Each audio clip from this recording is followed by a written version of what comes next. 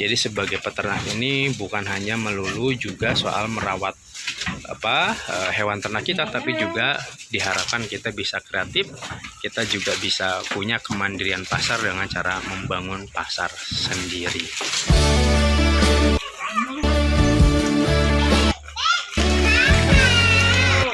Assalamualaikum warahmatullahi wabarakatuh. Selamat sore sahabat Lentera.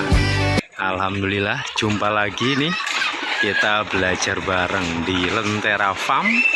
Mungkin saat ini sahabat semuanya ada yang sedang proses penjualan hewan ternaknya untuk kurban.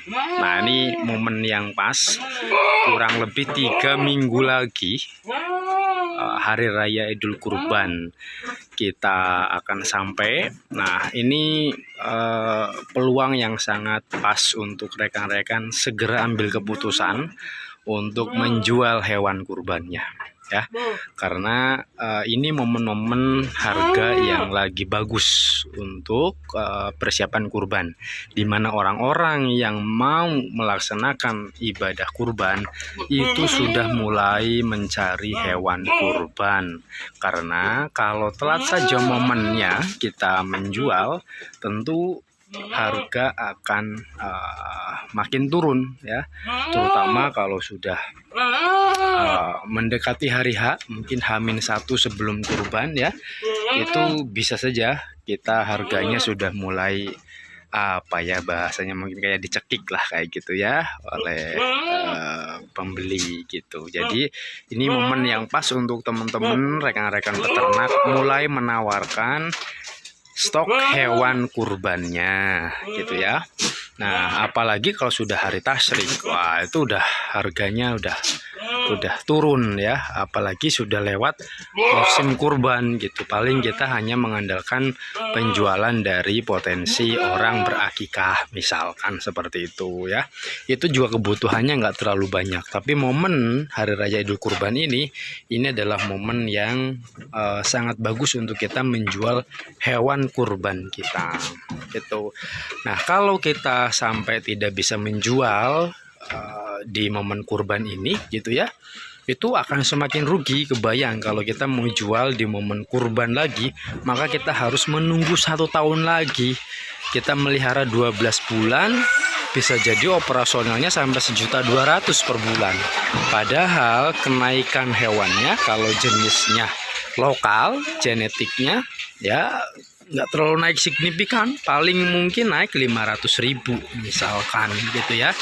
Kenaikan 500.000 tentu tidak berbanding lurus dengan effort, pengeluaran, kerepotnya kita memelihara hewan ternak kita sampai 1 tahun gitu. Jadi sekali lagi ini momen yang pas untuk kita sebagai peternak ini melepas menjual stok hewan kurban kita, terutama tentu yang sudah memenuhi syarat sah untuk para mukori pekurban ini menunaikan ibadah kurbannya, ya gitu. Ini contoh memang kelihatannya kecil gitu ya, tapi ini usianya sudah 1 tahun gitu, 1 tahun lebih. Ini kalau dipelihara sampai tahun depan, itu perkembangannya juga nggak yang signifikan sekali gitu ya. Tidak yang signifikan, itu drastis ya perubahan hewannya gitu, sehingga paling kenaikan harga juga hanya 500.000 gitu. Dibanding dengan kita pemeliharaan yang sampai 1 tahun 12 bulan, tentu 500.000 ini ya bisa dikatakan cukup merugikan bagi peternak yang pengeluarannya kalau dihitung bisa sampai 1.200.000 dalam waktu 12 bulan gitu. Nah, ini masuknya adalah kacang ya, kambing kacang. Jadi dia kecil tuh. Ini betina, ini kambing kacang ini udah tua, ini usianya sudah 8 bulanan ya.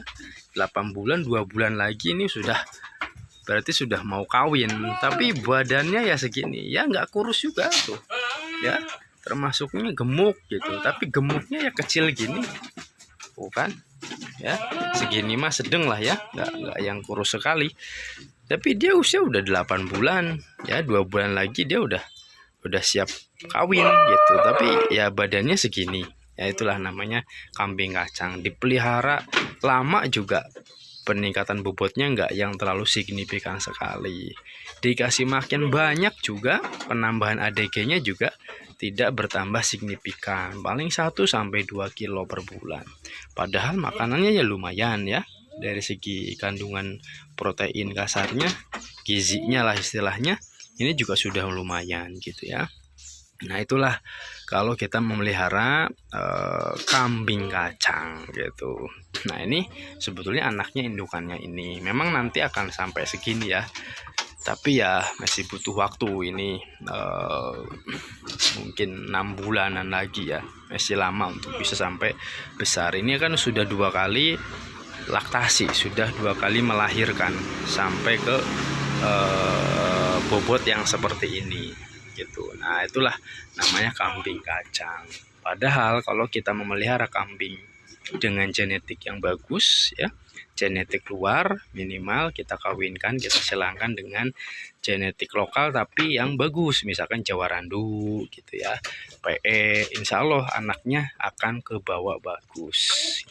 Balik lagi ke tema kurban ya teman-teman. Jadi kurban itu yang cukup efektif ya, itu kita bisa mulai sebetulnya 4 bulan 3 bulan sebelum hari raya Idul Adha. Kita bisa belanja Hamin 3 bulan itu, terutama mendekati puasa mau hari raya itu kan 2 bulanan. Itu harga lagi turun-turunnya. Kenapa? Karena teori supply and demand ya, dimana supply itu tinggi banget karena orang rata-rata pada punya kebutuhan untuk menjelang hari raya. Karena kan THR-nya peternak itu ya dia nggak ada yang ngasih dari perusahaan ya, THR-nya itu ya hewan ternaknya itu gitu, sehingga dia akan jual hewan ternak untuk kebutuhan hari raya Idul Fitri. Sehingga di bulan Ramadan, terutama 2 minggu 1 minggu sebelum hari raya, pasti akan banyak sekali orang yang menjual hewan ternak. Disitulah harga akan sangat murah, harganya akan turun sekali. Ini sebenarnya kesempatan bagi kita yang punya modal untuk belanja sekuat yang kita mampu dan diukur dengan kemampuan penjualan kita tentunya. Nah itu momen yang sangat bagus, 2 bulan sebelum hari raya Idul Adha ya, kita belanja itu menjelang hari raya Idul Fitri, kita pelihara gitu ya. Nanti Idul Kurban ya 2 minggu lagi, 3 minggu sebelum kurban itu kita lepas. Wah itu luar biasa, keuntungan bisa sampai 35% gitu, bahkan bisa 100% gitu ya, bahkan bisa 100%. Kita beli yang harga 1,5 juta itu seenggaknya harga 2,5 bisa laku untuk kurban, bagusnya sampai 3 juta gitu. Jadi kita juga sebagai peternak harus paham momentum harga hewan yang sedang bagus. Nah secara umum harga belanja yang bagus itu minimal ada 2 kali dalam setahun ya. 1 kali itu di bulan-bulan sekitar bulan Juni-Juli ya, sekitar bulan Juli itu karena orang jual butuh untuk anaknya lanjut sekolah misalkan. Nah itu lumayan itu ya, itu banyak orang yang jual gitu. Yang kedua, menjelang hari raya Idul Fitri. Menjelang hari raya Idul Fitri, orang juga pada banyak butuh uang, butuh duit, sehingga banyak orang menjual hewan kurbannya. Itu momen yang bagus untuk kita belanja hewan. Adapun untuk momentum penjualan itu setahun satu, dia tahun baru ya. Itu menjelang tahun baru juga lumayan, karena orang di situ momen-momen liburan ya, kuliner dan sebagainya itu jalan, itu permintaan tinggi biasanya itu tahun baru. Yang berikutnya juga di Idul Kurban tentunya ya, di Idul Kurban juga itu momen yang tinggi kebutuhan hewan khususnya untuk hewan kurban itu. Jadi setahun ada 2 momentum kalau ingin kita belanja, yaitu menjelang Hari Idul Fitri dan juga masa-masa orang tua punya kebutuhan untuk kelanjutan atau biaya sekolah anaknya. Nah, itu 2 momentum, dan 2 momentum penjualan adalah tentu menjelang Hari Idul Kurban dan juga menjelang tahun baru. Itu biasanya ada kenaikan kebutuhan. Tentu kalau kita cerdas menganalisa pasar, hari-hari biasa juga kebutuhan selalu ada, terutama untuk kebutuhan akikah. Hanya tinggal kemampuan kita untuk beradaptasi dengan pasar, beradaptasi dengan atau membangun jaringan sebanyak mungkin gitu ya, para pelaku penjualan akikah misalkan gitu, atau kita buka pasar sendiri. Itu tentu lebih punya kemandirian pasar, teman-teman. Membuka pasar sendiri ini beragam, bisa dari tadi kita belajar menganalisa titik-titik kebutuhan hewan kurban itu di mana saja, siapa saja. Yang kedua, kemampuan kita untuk menganalisa kebutuhan untuk akikah.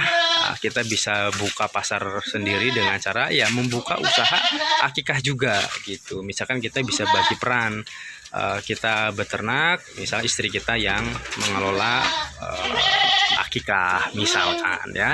Dan yang ketiga, kita bisa membuat pasar dengan para peternak gitu. Nah, kalau dengan peternak berarti kita jual bibit gitu. Jadi ya bukan hewan yang biasa saja, kita jual hewan-hewan yang bagus.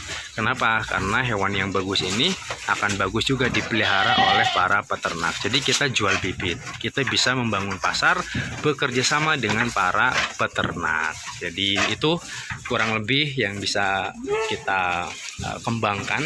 Jadi sebagai peternak ini bukan hanya melulu juga soal merawat hewan ternak kita, tapi juga diharapkan kita bisa kreatif, kita juga bisa punya kemandirian pasar dengan cara membangun pasar sendiri.